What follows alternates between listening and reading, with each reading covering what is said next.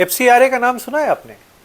Foreign contribution regulation act 26 और FCRA 2, जिसके तहत विदेशों से जो फंडिंग आती है उस फंडिंग के सोर्स की जानकारी अब देनी पड़ेगी। दूसरी बात, ये फंडिंग प्राप्त करने के लिए एसबीआई दिल्ली में अकाउंट खुलवाना पड़ेगा, यानी विदेशों से ये जो कुछ भी फंड आएगा वो उसी अकाउंट में आ पाएगा। तीसरी शर्त यह है कि इस पैसे का उपयोग धर्मांतरण के कामों में नहीं हो सकेगा। इसीलिए शायद केरल की सरकार और स्टालिन की सरकार इस एफसीआरए का विरोध भी कर रही थी, क्योंकि विदेशों से आने वाला पैसा अब धर्मांतरण और देश विरोधी गतिविधियों में नहीं लग पाएगा।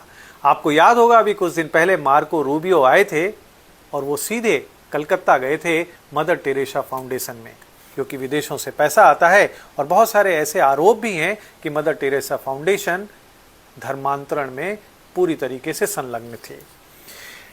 अच्छा, आपको यह भी बता दूं कि अगर किसी का एफसीआरए लाइसेंस रद्द होता है तो उसकी संपत्तियों के ऊपर सरकार कब्जा कर सकती है।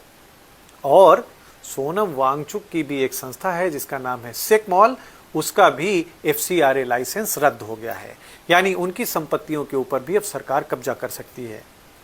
तो आपको समझ में आ रहा है कि इन तिलचट्टों ने जो आंदोलन शुरू किया था नीट के परीक्षा के विरोध में, पेपर लीक के विरोध में, और जहां पर ये धर्मेंद्र प्रधान का इस्तीफा मांग रहे थे, वहां अचानक से सोनम वांगचुक कैसे प्रकट हो गए?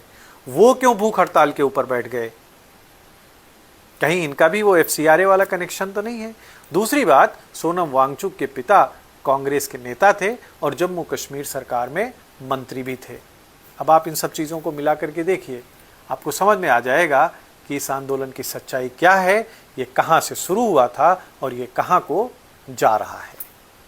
विचार अवश्य करिएगा।